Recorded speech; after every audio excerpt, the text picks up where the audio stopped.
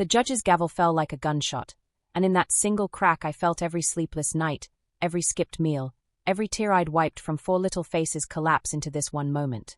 Columbus, Ohio. Franklin County Family Court.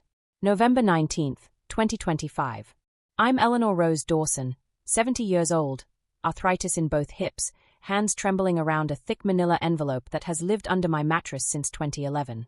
Across the aisle sits my only child, Lauren Dawson Whitaker, 41, blonde highlights, Chanel suit, fake tears already pooling in her eyes for the jury that isn't even here today.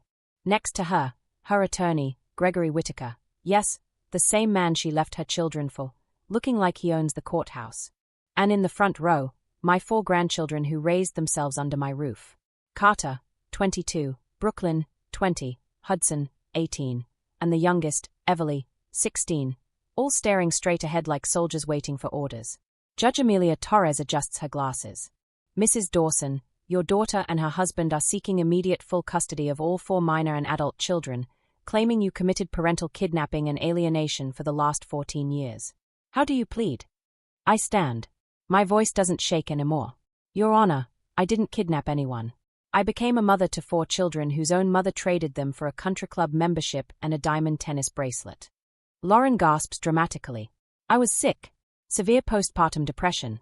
I wasn't in my right mind. Gregory puts a hand on her shoulder like he's rehearsed this soap opera moment.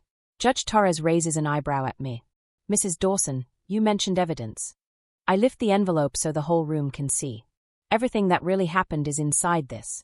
And when you're done reading it, Your Honor, you're going to understand why my daughter disappeared for 14 years, and why she suddenly remembered she was a mother the day my late husband's $800,000 life insurance policy named the children as sole beneficiaries. Lauren goes ghost white. Mom, don't do this. Please. I look her dead in the eye. Sweetheart, you had 5,106 days to think about this moment. I've had exactly that long to prepare for it. The judge nods to the bailiff. Proceed. I begin at the beginning. October 17, 2011.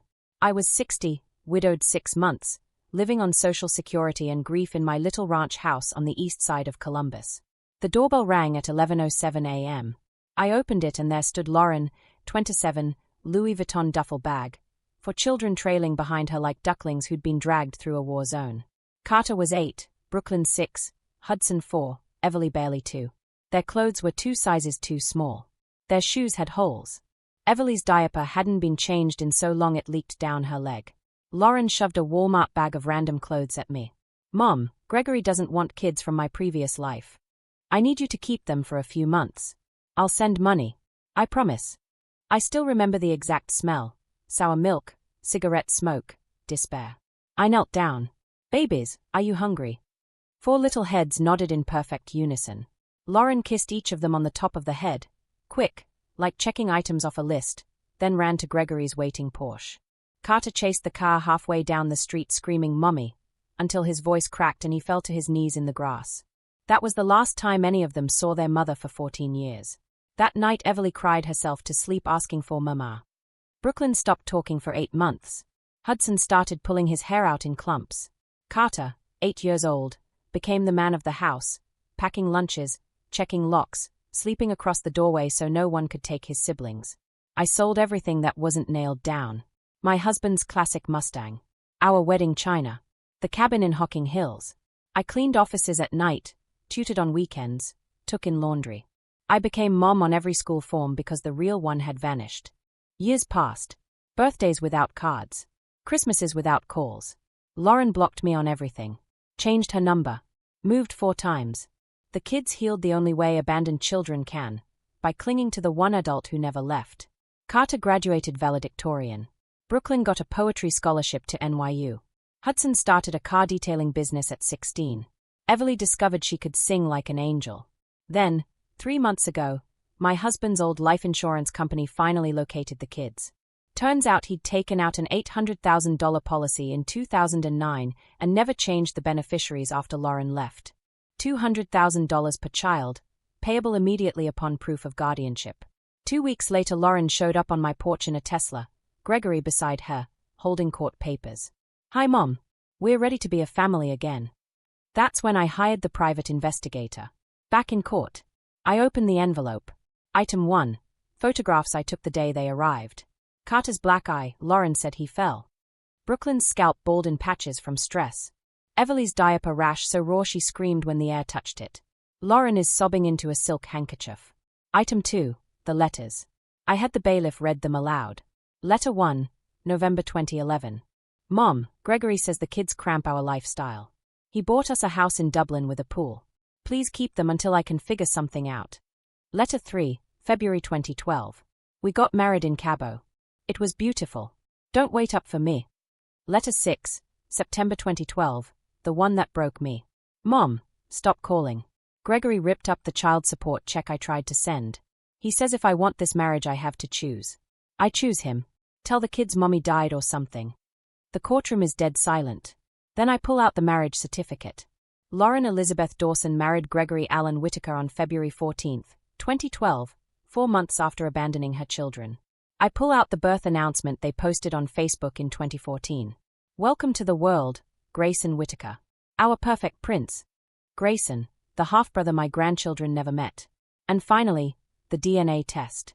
Last year Grayson, age 11, needed a blood donor for a rare anemia. The hospital called Lauren with the results.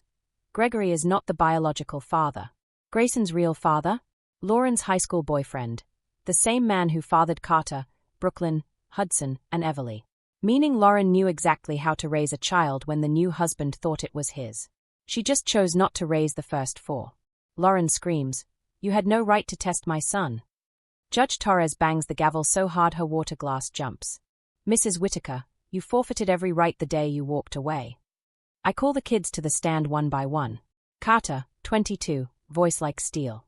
I learned to shave from YouTube because the only parent I had was 70 years old and shaking too bad to hold the razor. Brooklyn, 20. I have scars on my arms from when I was 9 and thought if I hurt myself maybe mommy would come back. Hudson, 18. I paid our electric bill with money I made washing cars when I was 14 so the lights wouldn't go out while grandma worked nights. Everly, 16, tears streaming. I don't even remember what you look like without looking at a photograph. Grandma is the only mom I've ever known. Gregory Whitaker stands up, face purple. This is ridiculous. Lauren was sick. She's better now. These children belong with their mother. Judge Torres looks at him coldly. Mr. Whitaker, the evidence shows your wife was well enough to plan a destination wedding, buy a 6-bedroom house, and raise a 5th child she claimed was yours. She simply chose not to raise the first 4. She turns to me. Anything else, Mrs. Dawson? I pull the final document, a voluntary termination of parental rights Lauren signed in 2013 when Gregory threatened to leave if there was any drama from the old kids. It wasn't notarized, but it was witnessed by Gregory himself. The judge reads it aloud. Lauren sobs so hard she vomits into a courthouse trash can. Ruling. Permanent sole custody to Eleanor Dawson. $800,000 life insurance dispersed directly to the 4 children in protected trusts. 10-year restraining order against Lauren and Gregory Whitaker. Case referred to the DA for potential fraud and extortion. But the real story begins after the gavel. 8 months later, July 2026. I'm in the garden pulling weeds when a beat-up Greyhound bus pulls up. A boy gets off. Maybe 12.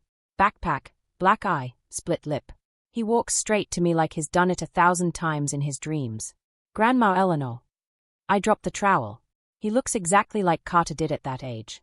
I'm Grayson. My mom told everyone I didn't have siblings. I found your address in Gregory's, old files. I took the last of his emergency cash and ran.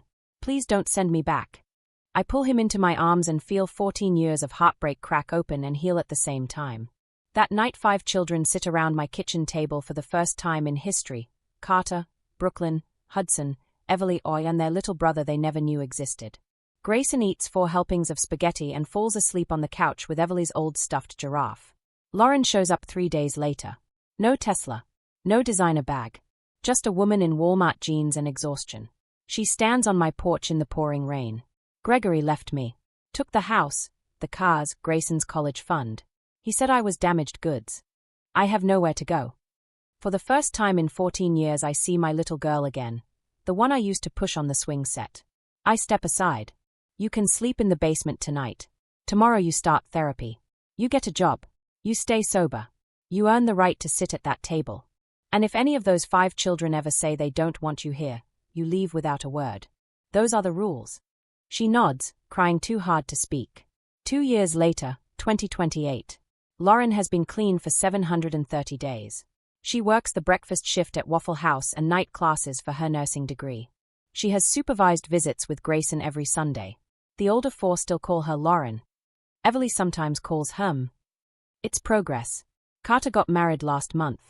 Brooklyn's first poetry book just hit the New York Times bestseller list. Hudson owns 3 car detailing shops. Everly got accepted to Berklee College of Music on full scholarship.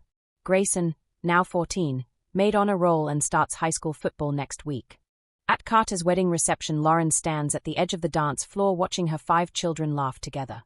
She starts to step forward. I gently take her arm. Not yet. Let them come to you. She nods, tears falling. I don't deserve them. No, I say. You don't. But love isn't about what we deserve.